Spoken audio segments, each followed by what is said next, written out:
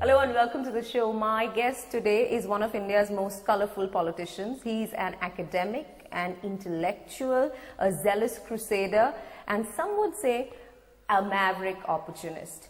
I'm talking about Dr. Subramanian Swamy, the former parliamentarian, former union minister, and currently the national president of the Janata Party. Dr. Subramanian, it's good to have you on the show. Today, as we speak, are you feeling personally vindicated and triumphant? A. Raja is in custody. He's gone to Tihar now. He's gone to Tihar. The Prime Minister did a live press conference with editors answering questions in front of the nation.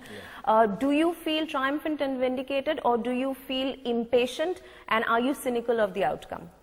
Well, I'm encouraged. I'm not triumphant or vindicated, because till the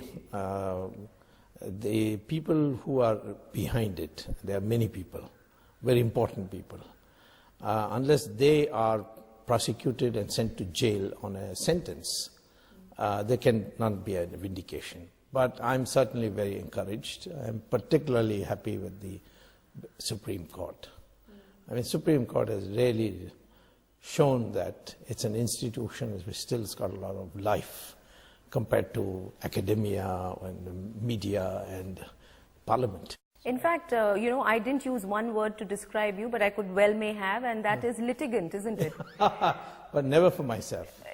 But you have defended yourself in all those defamation cases that are filed against you. That is not a litigant. Yeah. But when I say litigant, it's someone who takes recourse to the law to find his battles, and as someone who actually argues in a court of law. Both. Absolutely, I argue myself.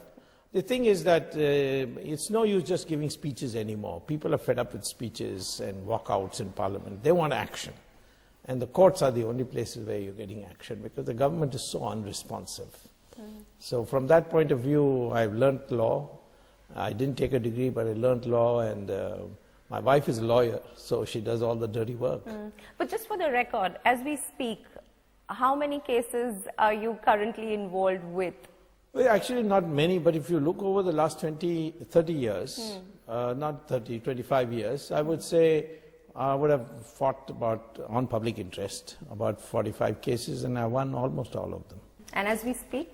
As we speak, I would say right now I'm in 6 major cases. Dr. Swamy, what gives you this kind of incredible confidence in the law and in the judiciary? And that doesn't mean there shouldn't be. I'm just saying what gives it to you, because most people are hesitant to get into court. So where do you get this you have to confidence develop a from? taste for it.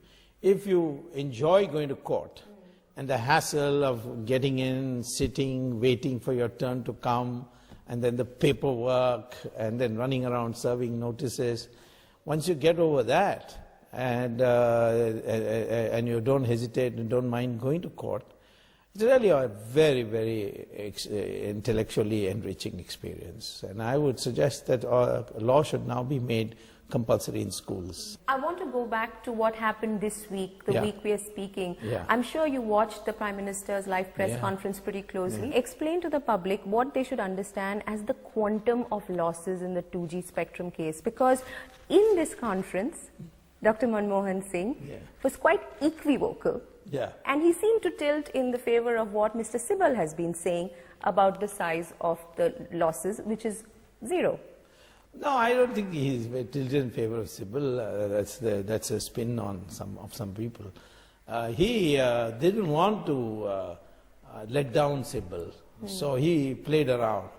And his conduct was unbecoming of an economist. See, he played around with words because he was trying to protect Sibal, because supposing he had said, no, that's not correct. Sibal's people immediately started demanding resignation of Sibal.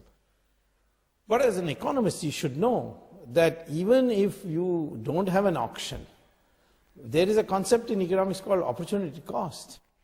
And I'm sure he knows what that is, because he's a trained economist. So how does one understand what this opportunity cost is? Because I think in some of the press releases you have issued over the years now chasing this is 50,000 crore rupees. 60,000 is a crore rupees is what I've estimated is the bribe.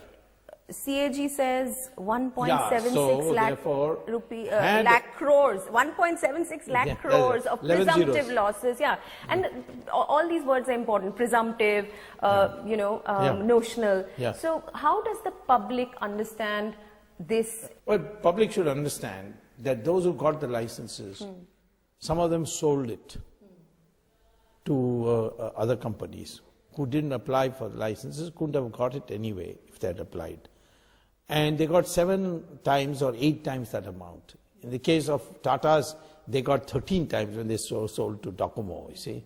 So the total revenue is about 12,000 crores in the 2G scam on this first come, first serve basis. So you multiplied that by 8-9 times, you already crossed 100,000.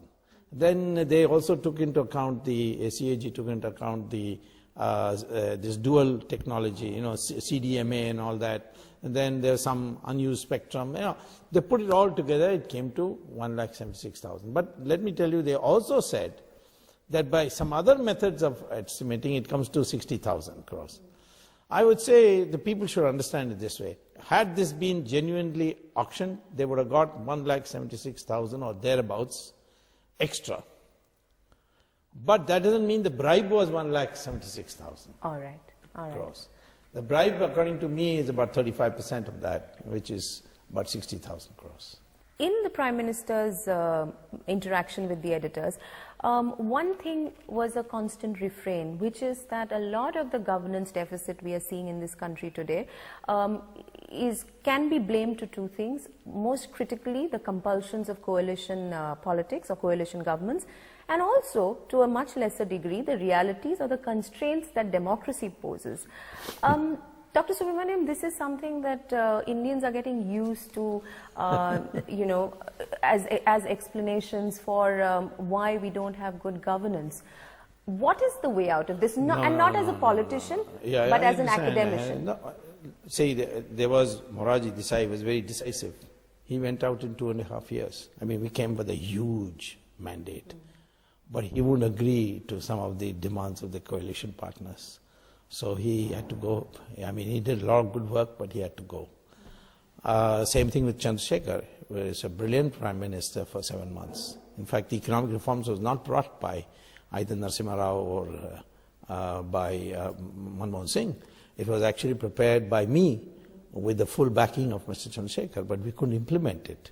But he had to leave in 7 months. So you're saying the way out is to sacrifice government and do elections as frequently as possible. Let the people say, tire the people out and tell them that, listen, you want decisive government, you elect people in that kind of majority. You can't just go into these caste groupings and so on and so forth. I would say if I were Manmohan Singh, and I'm not, I know Manmohan Singh enough to know that he and I are like chalk and cheese. But if I was Manmohan Singh, I'll say, risk it on something. Supposing he had risked it on this spectrum scam and said, I'm going to for elections, I can't delay this, and I will not take Raja again as a minister. Let there be another election. I think he would have got a bigger majority.